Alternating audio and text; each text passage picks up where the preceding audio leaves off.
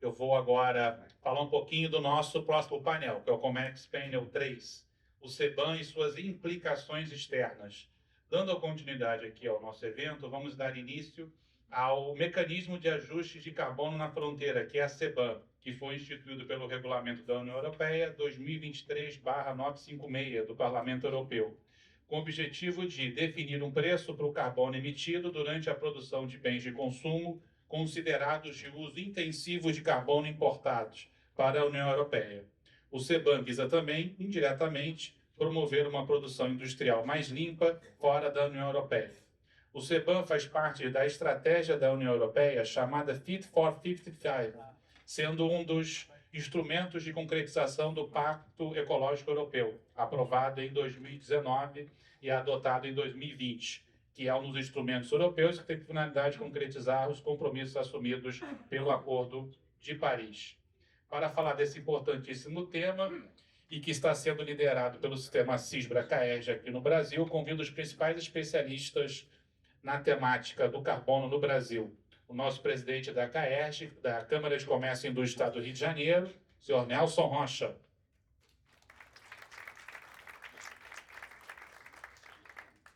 E a consultora em CBAM, especialista no assunto, a doutora Luciana Viana Pereira, sócia da L. Viana Pereira Advocacia, que vão abordar o CBAM e suas implicações externas. Por favor. Sejam bem-vindos e bom painel para vocês. Fiquem à vontade. Bom, o pessoal deve estar todo mundo com fome já, né? Mas a gente promete que nós seremos objetivos. Eu queria, antes de começar a falar sobre a questão do CBAM, né, eu vou fazer uma abordagem macro, falando muito mais sobre a questão do porquê do CBAM, como isso foi introduzido e como isso vem se comportando e quais são os instrumentos e por que isso tem uma relação direta com a geopolítica. E depois a Luciana vai fazer uma apresentação aí com mais detalhes sobre como é o procedimento, quais são os passos que as empresas vão ter que avançar para poder ter esses certificados e como fazer para que a gente se adeque e para que as empresas possam exportar sem ter problemas lá fora.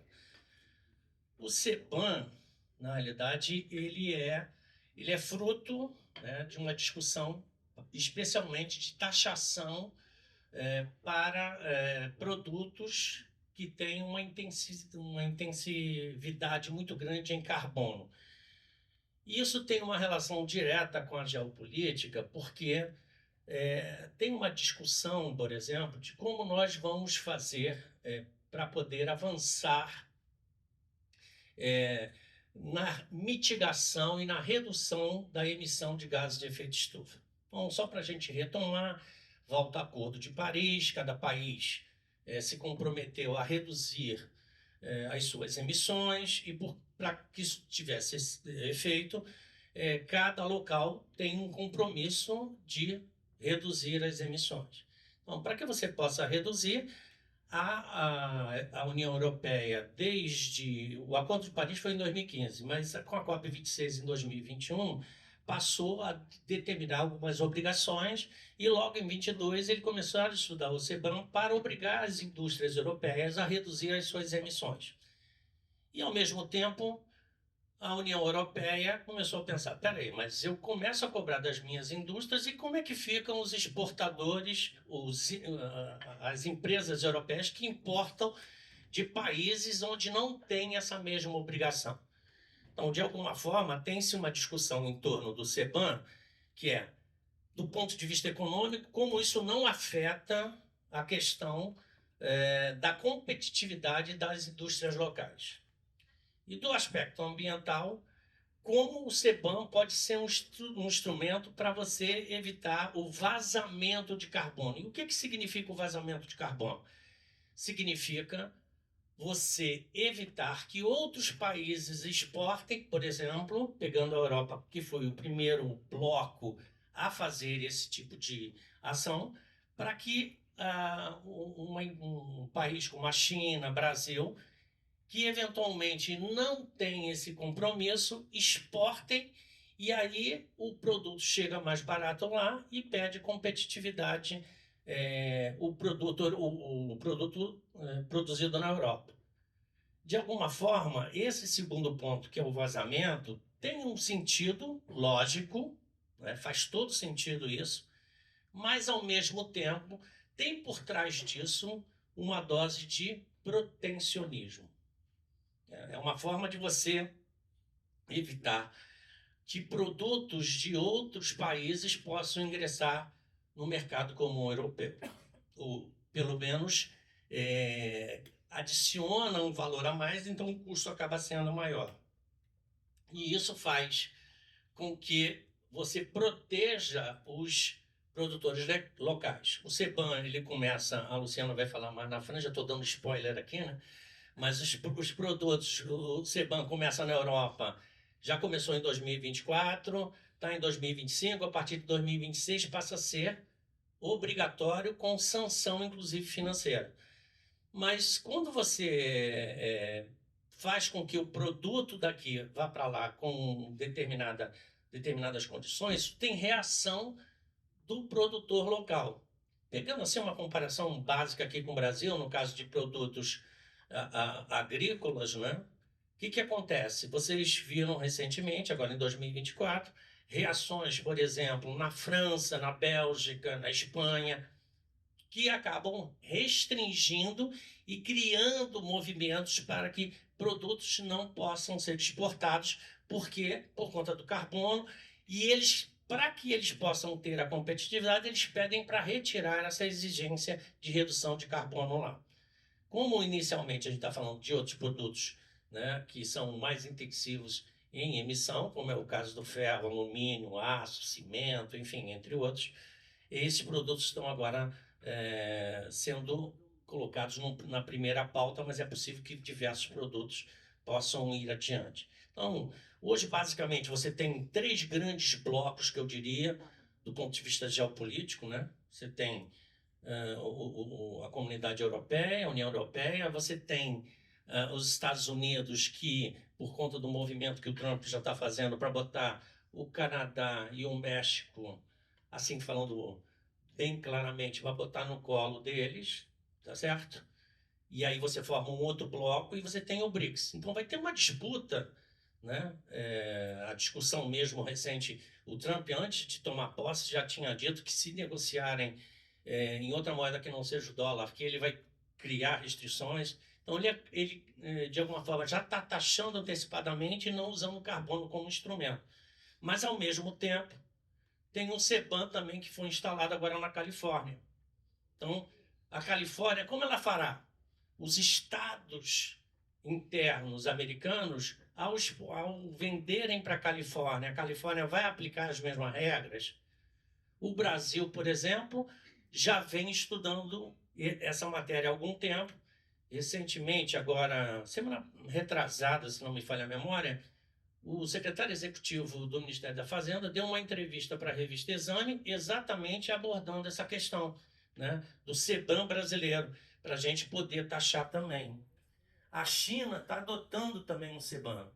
E esse CBAM na China, ele ao invés de tratar de assuntos intensivos, porque, na realidade, a União Europeia, quando adota o CBAM, e foi a primeira, ela está mirando alguns mercados específicos, especialmente o mercado chinês.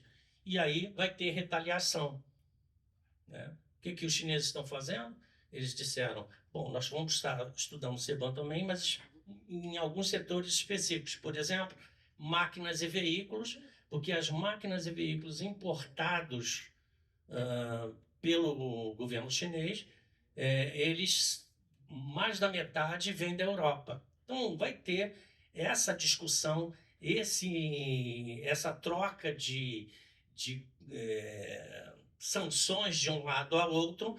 Então, o que nós vivemos na década de 90, que foi a globalização, hoje se inverte. A gente acaba tendo uma concentração e uma dose de protecionismo por parte de todos os países. Isso afetará consideravelmente o nível de negócios de cada empresa aqui que vocês representam. Isso afetará o comércio internacional e, por conta disso, é importante que nós estejamos preparados. A CAERJ, ela está se preparando para isso e a CAERJ vai se tornar uma certificadora de CBAM. Já estou dando isso aqui de primeira mão para vocês. A CAERJ vai servir como instrumento, e a CISBRA, todo o sistema, para fazer a certificação do CBAM, a fim de que as empresas exportadoras brasileiras possam garantir a sua integridade na hora de vender para a Europa, num primeiro momento, mas para outros países também, que eu tenho a certeza que farão com que o CBAM se torne presente na realidade deles. Para finalizar e passar aqui para a Luciana, eu queria dizer, só para dizer para vocês, que o Brasil vai ser o grande protagonista dessa nova economia verde, sem sombra de dúvida, por conta da sua capacidade, por conta do estoque de CO2 retido do planeta, que está concentrado no Brasil, por uma série de vantagens, e especialmente no que diz respeito às empresas, por conta da transição energética. O Brasil tem uma matriz energética e a matriz elétrica, sobretudo, mais limpa do planeta. E por conta disso, nós podemos, de alguma forma, atrair muitas empresas. E o CBAM também, adotado na Europa, também vai restringir. Por quê? Porque as empresas, para mitigarem as suas emissões, em função do Acordo de Paris, e em função do que os países vão começar a exigir, o que elas precisam? Elas precisam estar em locais onde a matriz energética seja menos poluente, haja vista que a matriz energética é a principal fonte de emissão de gases de efeito estufa nas indústrias. Então, o Brasil vai ser o grande protagonista e eu não tenho a menor dúvida que o CBAM é o grande instrumento para que a gente possa ter a consolidação do mercado de carbono regulado, né? Acabamos de aprovar a lei aqui no Brasil, mas para que a gente possa consolidar isso em plano mundial. Então, preparem-se, porque o CBAM já é uma realidade na Europa, mas se tornará uma realidade em diversos continentes, e o Brasil também não fugirá a isso, que o Brasil também adotará o seu próprio CBAM. Muito obrigado. Vou passar aqui a Luciana para que ela possa avançar um pouco mais e detalhar.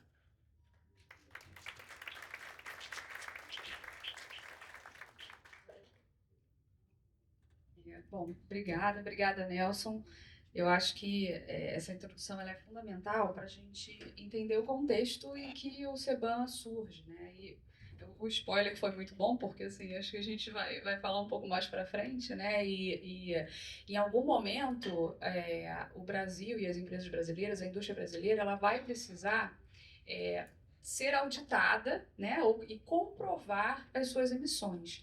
E nesse aspecto entra, né, o papel fundamental que a CAERJ já está começando e vai desempenhar no futuro próximo, porque assim, às vezes a gente sabe intuitivamente, né, nós brasileiros, nós sabemos, a nossa matriz energética, ela é mais limpa do que do resto do mundo, nós temos uma cobertura florestal que é muito maior, né, muito superior aos países europeus, que hoje estão preocupados com as questões de emissão, né, a nossa estrutura de produção é muito mais limpa, mais verde, mas a gente precisa provar isso, né, e é nessa prova que entra, acho que o papel fundamental que a CAERJ vai desenvolver e para ajudar realmente a indústria a poder comprovar. Assim como a gente tem várias certificações em comércio exterior, né, essa será mais uma, para que possa assegurar um ingresso mais tranquilo, né, uma continuidade de ingresso mais tranquilo em mercados como a União Europeia e como outros países que estão desenvolvendo seus próprios CBAMs, né, seus próprios mecanismos de ajuste na fronteira. Então, eu vou tentar falar aqui para baixo. Vamos lá, funcionou. Bom, isso aqui é só um pouco sobre mim, eu vou passar rapidamente para a gente poder. Vocês vão ter acesso à apresentação, imagino eu, então, só para vocês ficarem também com as informações do escritório, com as minhas informações também, por que eu estou aqui falando, né? Qual a especialidade, etc. Bom, vamos falar um pouco sobre as características do CBAM, o que ele é. né? O Nelson já adiantou, o CBAM ele é um mecanismo de ajuste de carbono na fronteira, criado pela União Europeia no contexto dos seus compromissos, dos compromissos que a própria União Europeia assumiu no Acordo de Paris, né? Se a gente for só, de novo, dar um passinho atrás, né? O Acordo de Paris é aquele acordo em que substituiu o Kyoto, em que os países apresentaram seus compromissos e disseram como que eles vão reduzir as suas próprias emissões. Nesse contexto, a União Europeia, como bloco, apresentou suas NDCs. E como bloco, ela assumiu o compromisso de redução de emissão do seu processo produtivo, do seu processo industrial. Isso tudo é muito interessante, só que se a gente compreender, né, qual foi o efeito de determinadas da industrialização, por exemplo, no mundo ao longo dos últimos tempos, a gente vê que a industrialização ela migrou para outros países. A partir do momento em que a gente começa a ter mais preocupação ambiental, restrições relacionadas a emissões, riscos de saúde da população que vivia próximo à indústria, né? Vamos pensar aí na Inglaterra, da época da Revolução Industrial, a gente percebe que globalmente ficou mais interessante para as empresas de saírem do mercado europeu a sua produção, tirarem do mercado europeu a sua produção e expandir para outros lugares do mundo. Sendo assim, as emissões atmosféricas relacionadas a esse processo industrial, ele sai da Europa e ele vai para outros lugares do mundo. Então, começa a ficar fácil, em alguma medida, para a União Europeia assumir compromissos de redução das suas próprias emissões, né? Em determinados setores em que a produção foi para outros lugares. O que a Europa, então, começou a perceber e assumiu na sua NDC? Evitar o que o Nelson comentou aqui, que é o vazamento de carbono, ou seja, evitar que até por conta do momento em que a Europa começa a cobrar as empresas, né, pelos seus allowances, seus certificados de emissão de emissões atmosféricas, que essas empresas então tenham um novo estímulo para sair da Europa e ir produzir em outros países que não teriam, né, supostamente os mesmos controles de emissão. Então o CBAM ele surge neste contexto, no contexto de que a Europa diz o seguinte: olha, os meus produtos, eu coloco limites de emissão a ele através do ETS, né, do Emissions Trading Scheme da União Europeia. Então, toda a produção industrial na Europa ela tem determinados limites de emissão. Isso ainda é atribuído, né, é o governo que né, enfim, são os países, né, da União Europeia que recebem determinadas cotas de emissão e distribuem isso pelo seu processo produtivo. Hoje isso ainda é gratuito, ou seja, não tem um custo, ele reduz até um determinado limite sem um custo, a indústria, né, a indústria europeia. Mas para cumprir com o compromisso com a NDC, a Europa vai começar a cobrar por esses créditos de carbono, vamos chamar assim, por essa allowance que é o crédito de carbono do mercado regulado.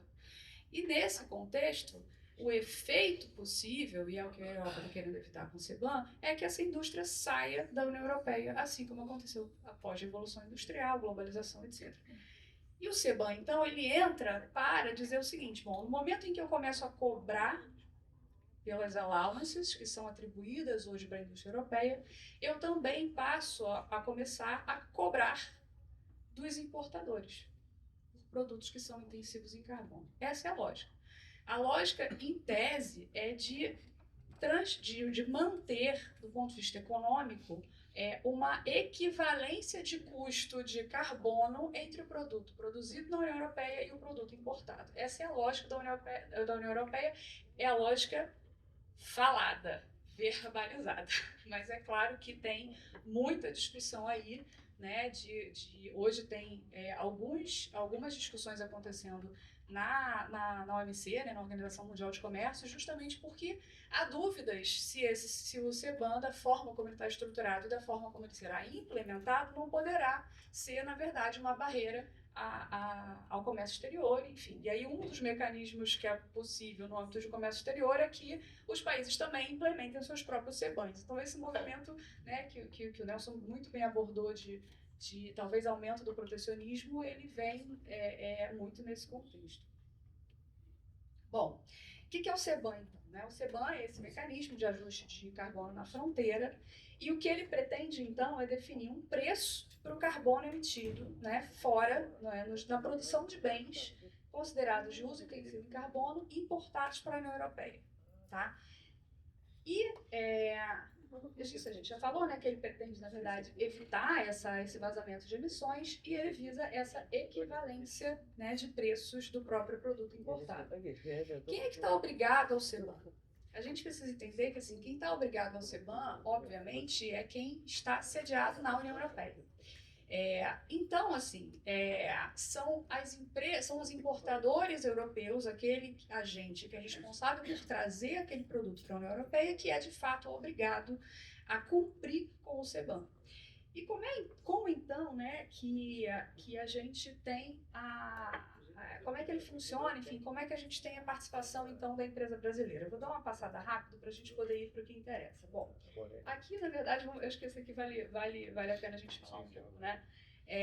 Através, né, como eu já falei um pouco para vocês, dessa obrigação, o CBAM ele passa a ser implementado de forma onerosa, num segundo momento, a partir de 2026, e aí os importadores eles passam a ter a obrigatoriedade de adquirir um certificado CBAM, né, que seria o equivalente a pagar pela allowance lá se fosse um produtor, né, se fosse uma empresa que produz direto dentro da União Europeia.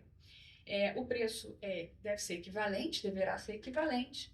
E o que é interessante é que, assim, para evitar a sobretaxa de produto, né, dos produtos importados, o que evidentemente violaria as regras de comércio exterior, esse preço de carbono que vai ser imposto pelo CBAM, ele deverá deduzir o preço de carbono pago por quem produziu o bem no seu país de origem. E aqui, né, como o Nelson já adiantou para a gente, aqui entra o nosso mercado de carbono regulado.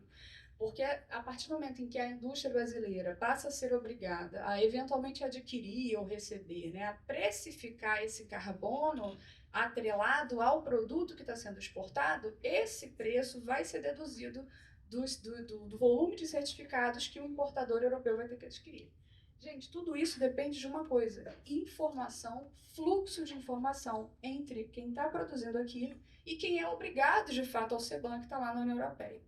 E aí entra, né, onde entra assim, toda a relevância do CBAM para as indústrias brasileiras, né, especialmente, claro, as indústrias que exportam para a União Europeia. Isso aqui a gente já falou da equivalência. Bom, quais são os setores? Que produtos são esses? A gente falou que são produtos, tem uma série de produtos que são sujeitos hoje, começam a ser sujeitos ao CBAM. E aí a gente tem que entender que, na verdade, a gente está falando de produtos que são importados pela União Europeia e de produtos intermediários ou precursores, tá? E que produtos são esses? São produtos vinculados a esses setores, ou seja, a gente tem, num primeiro momento, o primeiro regulamento da União Europeia, ele está preocupado com produção de cimento, ferro, aço, alumínio, fertilizante, eletricidade, que não se aplica muito para o Brasil, né? A gente está falando de uma importação mais lá na Europa mesmo, e hidrogênio. E os produtos, tanto os produtos quanto os produtos intermediários que de fato precisam apresentar, né, nesse primeiro momento, apresentar informações sobre as emissões, eles estão listados no regulamento da União Europeia. No primeiro momento, exaustivamente, tá? São setores que são entendidos como carbono intensivo.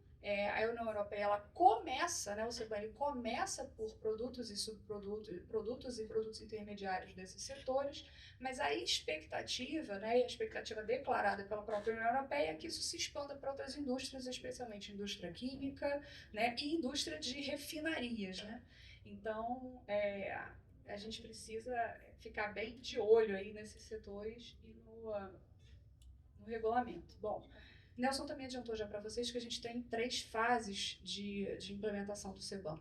A primeira fase, que é a fase que a gente está, que vai até 31 de dezembro deste ano, é uma fase em que as empresas importadoras, né, e os declarantes aduaneiros europeus, eles precisam simplesmente prestar informações sobre as emissões dos produtos que elas importam, tá? E é um momento ainda que é meramente informativo. Como é que é feita essa informação? A gente tem um formulário super detalhado, você precisa ser um importador europeu, inclusive para ter acesso a poder preencher esses formulários, né, enfim, apresentar toda a informação.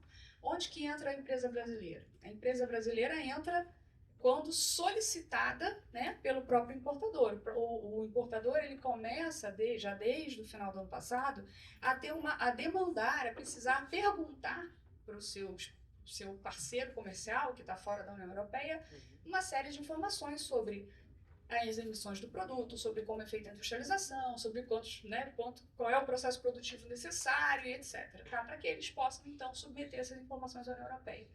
A gente entra daqui a pouco, na verdade já começou daqui a pouco, numa segunda fase, tá? A fase que já passa a ter uma obrigatoriedade de registro também, dos próprios de registro obrigatório desses próprios bens. Então aí a gente está falando que esses importadores, né, que são os europeus, que estão sujeitos ao registro CBAM, eles começam a ser obrigados também a requerer o seu próprio registro dentro do sistema, tá? Porque até então você tinha uma obrigação voluntária, a obrigação de cadastramento do próprio importador no sistema, ele se conclui agora em dezembro, tá? A partir de janeiro, né, de 2026, é que a gente tem, de fato, o início da comercialização dos certificados. Aqueles papéis, aqueles certificados, né, eles passarão a precisar ser adquiridos pelo importador, né? Assim como o produtor europeu ele precisa ter as allowances, o importador dos produtos que estão listados no regulamento, eles vão precisar passar a comprar os certificados CBAM. Quem faz esse controle? Acho que às vezes é uma pergunta que a gente escuta muito, né? Quem é que vai fazer esse controle? As autoridades alfandegárias, tá? Na verdade, você tem o processo da importação, ele vai ter um campo, ele tem um campo lá no processo de importação em que essa informação vai para a autoridade do CBAM do país responsável e ele, então, vai seguir, enfim, com os procedimentos lá de prestação de informação e até de aquisição do próprio certificado. Isso aqui, na verdade, é só para mostrar para vocês o gráfico da complementariedade, né? A gente falou que as ETS, né, as allowances, elas vão começando a ser cobradas no mercado europeu, e isso, em paralelo, o CBAM vai sendo implementado também. O objetivo é dessa complementaridade para evitar, talvez, o principal questionamento da OMC com relação ao próprio sistema, né? E como é que as empresas brasileiras, então, entram nesse negócio? O que elas precisam fazer? O que elas precisam estar atentas? Primeiro, esse gráfico só mostra, esse é um gráfico trazido pela própria União Europeia, né, de uma avaliação do CBAM até o momento, porque já foram apresentados alguns relatórios, já foram apresentadas algumas informações relacionadas à importação por lá.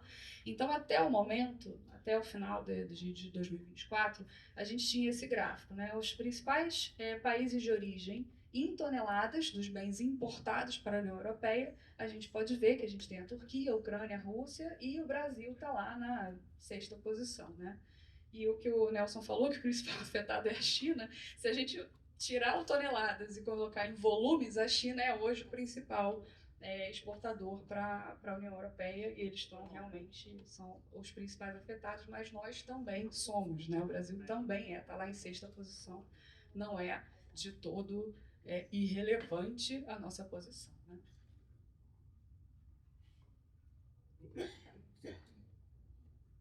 Agora foi. Bom, a gente já falou um pouco sobre isso, mas onde que entra a empresa brasileira, né? A empresa brasileira não é obrigada ao CBAM, ela não vai ser sancionada, ela não vai ser punida, nada disso, né? Porque a gente está falando de legislação, e legislação ela vincula os nacionais daquele país, né? No caso dos europeus, né? No caso do regulamento europeu, ele é executado pelos países que são membros da União Europeia, então só quem está naquele país é que pode se sujeitar a uma sanção, eventualmente, pelo descumprimento do CBAM. Então, as empresas brasileiras não serão punidas, tá? Não sancionadas do ponto de vista de direito, né, administrativo, enfim. Mas as sanções poderão vir se a gente pensar em sanções comerciais, porque se eu começo a não ter as informações que o meu importador precisa fornecer para a autoridade europeia, e o meu vizinho, o meu competidor tem, é muito provável que a gente vai ter uma migração aí de fornecedor para a União Europeia. Então, é bem importante que as empresas brasileiras, que a indústria brasileira de forma geral, ela esteja preparada para responder aos questionamentos, que eu tenho certeza que algumas já devem estar ouvindo e que já estão sentindo, mas elas precisam estar preparadas para poder ajudar o seu importador a não violar a lei europeia, né? Acho que é basicamente isso. O que a gente precisa, o que a indústria brasileira precisa é estar preparada para fornecer essas informações, porque esse é até aí que nós vamos, né?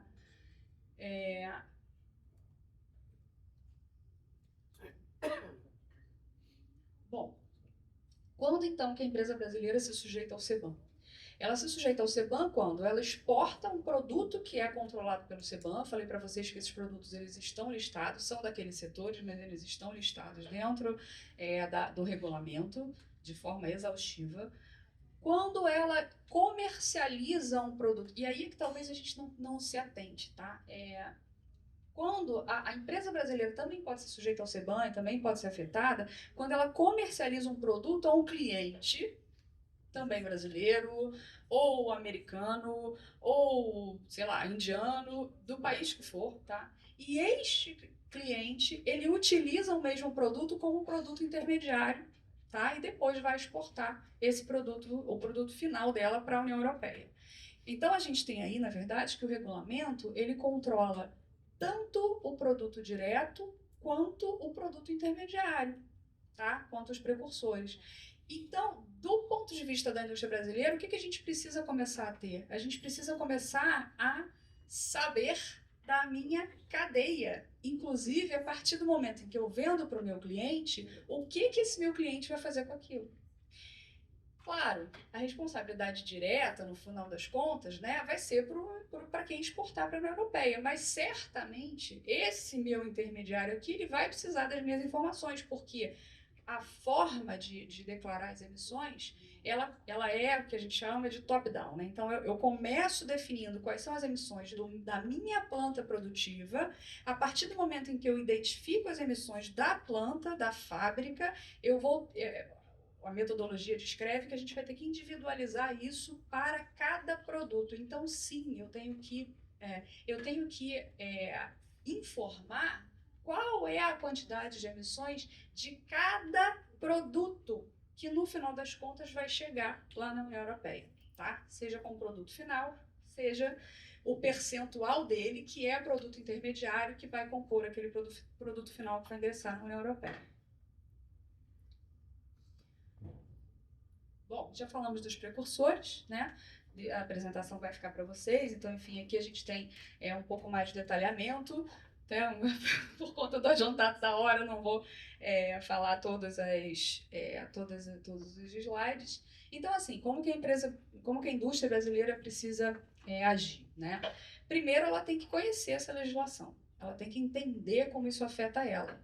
Segundo, ela tem que entender, inclusive, como é essa precificação, porque, na verdade, a própria forma de... a metodologia de cálculo das emissões do CBAM é diferente, isso também é importante, é diferente de outras metodologias de cálculo de emissões que a gente tem e que existem no mundo. Por exemplo, um protocolo GHG da vida, que eu tenho certeza que quem trabalha com a área industrial e que eventualmente tenha familiaridade com sustentabilidade já ouviu falar, né? A gente tem o protocolo GHG, que é um protocolo que faz lá, você consegue preparar um relatório de emissões do seu processo produtivo. Ele é ótimo, ele funciona no mundo todo, mas ele não é equivalente ao CBAM, tá? O CBAM, ele exclui algumas coisas, alguns elementos, por exemplo, a mineração, né? Quando você vai pegar o minério, se a gente está falando, por exemplo, de produção de alumínio, ou se a gente está falando de produção de ferro, se a gente pensar no protocolo GHG, eu vou precisar considerar desde a emissão da mina e até o destino final. Quando a gente fala do CBAM, eu não estou preocupado com isso. O CBAM está preocupado com emissões relativas à industrialização, ao processo produtivo, tá?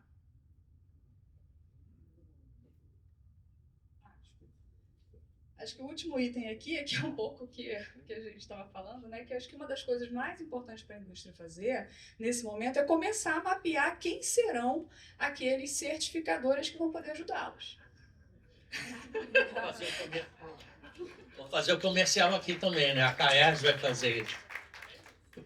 porque assim, hoje, até o início de 2026, a gente não tem a obrigatoriedade de certificar a informação, né? De certificar essas emissões, de certificar a informação prestada para o importador. Mas isso vai começar a partir de 26, né? Você começa a ter a necessidade de que não seja meramente declaratório, porque eu posso fazer um cálculo que eu digo que é conforme a metodologia do CBAM, mas ela pode ser ou não ser. Então, a gente precisa desse terceiro, e a norma ela prevê esse terceiro que acredita, né, e que confirma que a metodologia foi aplicada da forma correta, e aí a gente vai ter, né, necessariamente a presença desses parceiros, dessas empresas locais, ou então de certificadores locais, que a CAERJ vai desempenhar esse papel.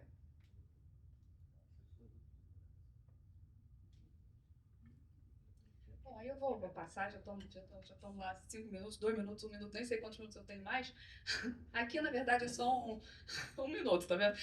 Aqui, na verdade, é só... É extenso Esse 1 minuto a gente pode estender? Não, tá bom. Mas eu juro que eu tô... Mas tadinho, eu tô com pena das pessoas que estão precisando almoçar também. Bom, aqui, na verdade, é só um gráfico que mostra um pouco isso que eu falei para vocês, né? A diferença do que a gente considera dentro do GHG Protocol para verificação de emissões do processo industrial versus o que o CBAM está preocupado. Tá? O CBAM está preocupado com duas coisas. O CBAM está preocupado com emissões relacionadas à produção dos precursores e com emissões relacionadas ao processo produtivo. Tá? Então, assim, e a gente tem emissões diretas e indiretas. As emissões diretas que precisam ser consideradas são as emissões relacionadas à industrialização em si. E as indiretas, ele vai até no máximo a produção, as emissões relativas à geração de energia necessária para que o produto seja produzido. Tá? Então é isso que o CBAM hoje ele é bem mais restritivo do que se a gente pensar no protocolo GHG, que é muito mais abrangente. Tá? Bom, isso eu já falei, né, as emissões diretas e indiretas.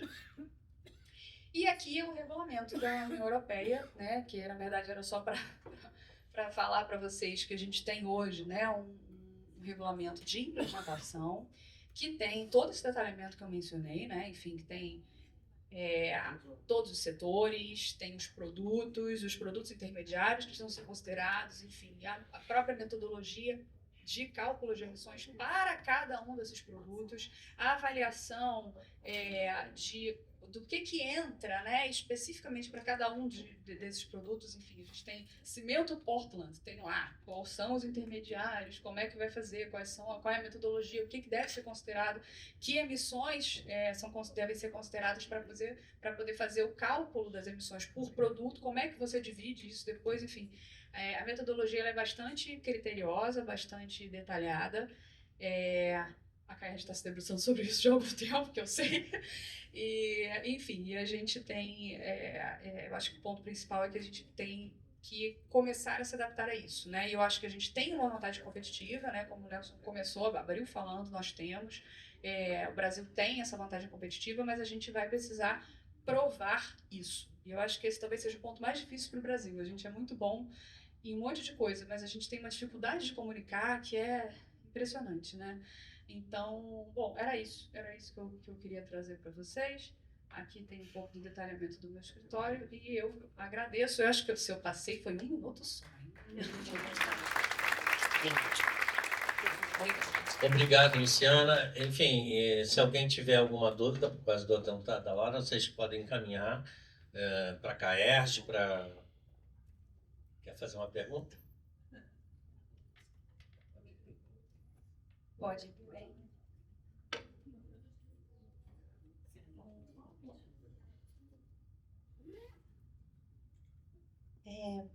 Boa tarde a todos.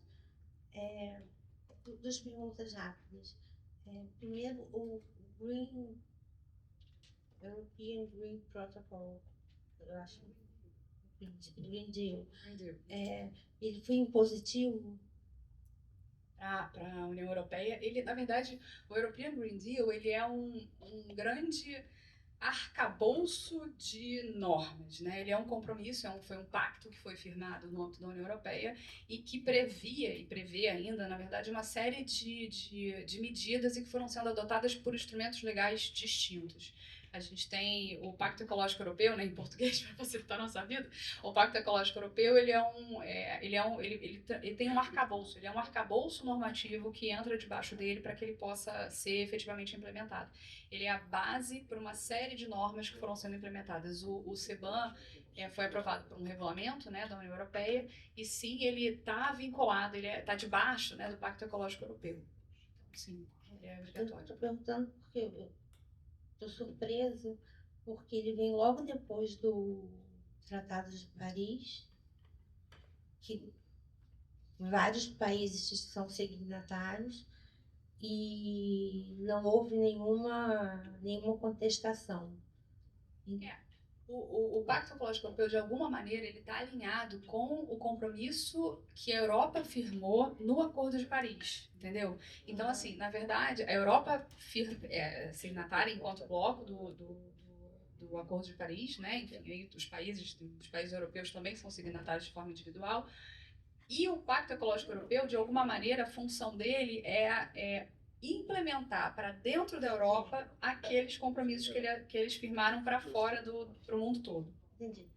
Assim como a Petrobras se comprometeu até 2040 produzir óleo com emissão zero de hidrocarboneto, a União Europeia fez uso desse regulamento, desse protocolo, como ele colocou o Nelson, para esconder esse protecionismo que é muito típico da União Europeia, da Europa de uma maneira geral, agora da União Europeia, e deixou o mundo de pés e mãos atados, digamos assim.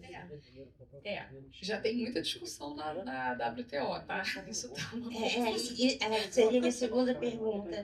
Se ninguém se manifestou contra. Tem. Na verdade, a gente tem alguns questionamentos que já aconteceram no âmbito da Organização Mundial de Comércio, de países que estão manifestando suas objeções ao próprio CBAM, enfim, e alguns outros mecanismos. A Europa não escondeu em nenhum lugar, no próprio Pacto Ecológico Europeu, né, que foi firmado, ela não esconde que ela tem um objetivo, sim, de proteger a sua própria indústria, né? E o que hoje é avaliado, e as principais discussões que estão acontecendo na OMC, são no sentido de verificar se está de fato havendo um extrapolamento, né, dessa tentativa de equivalência entre o produto produzido dentro do mercado europeu e fora, ou se existe uma condição desfavorável para o produto importado. Existem diversos argumentos, tá, e que estão sendo avaliados. Assim, não tem ainda uma decisão final. Hoje, pelo que eu tenho acompanhado, o que a gente está vendo vai depender muito da própria implementação, porque assim, de um lado a gente tem uma clara intenção protecionista, vamos dizer assim, né, de proteger a própria indústria. Por outro lado, a gente tem algumas brechas nos próprios acordos da OMC que dizem que você pode impor determinadas restrições quando a gente está falando de proteção de recursos naturais, de preservação ambiental. Então, eu acho que a discussão hoje está na prática, tá? E na prática de como vai ser implementado isso. Já até que ponto a gente está falando de fato, uma preservação de recurso natural. E aí, que recurso natural seria esse, né? A nossa condição de vida na Terra, numa condição que ainda seja possível continuar vivendo, né? Ou se a gente está falando de uma medida que ela extrapola esse limite, que ela acaba sendo uma barreira comercial pura e simples. Isso não está pacífico, tá? Tem discussão ainda acontecendo. Obrigada. Vou pedir desculpas, só vou fazer um comentário, porque no planejamento da transição da matriz energética do país, eu vi envelhecimento em primeiro lugar.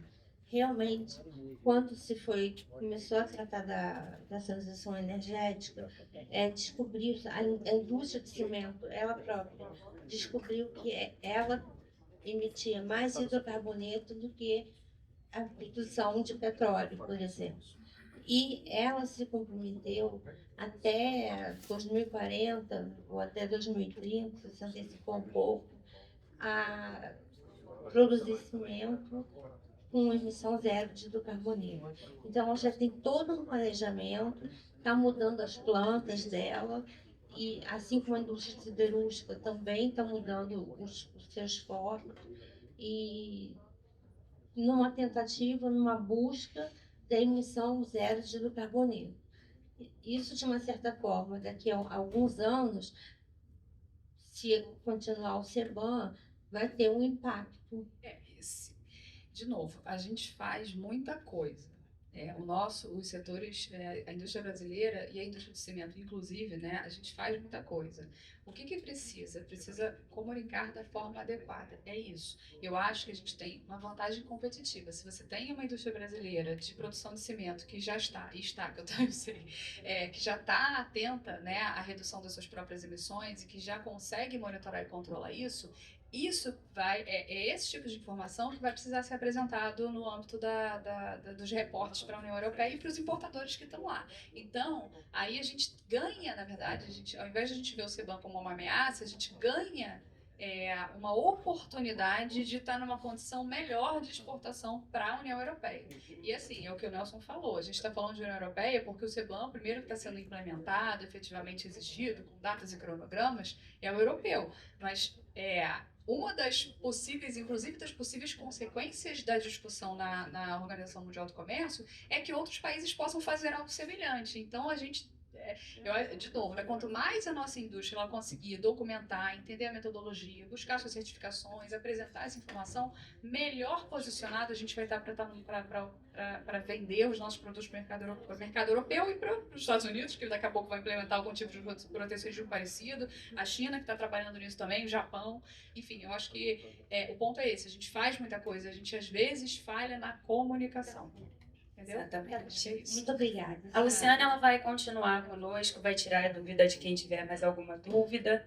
A gente já está com o nosso horário estendido. Então, eu quero convidar vocês a um brunch que vai ter aqui ao lado, na sala, onde vocês tomaram um café e foram recepcionados. E logo estaremos de volta para darmos continuidade ao painel da tarde.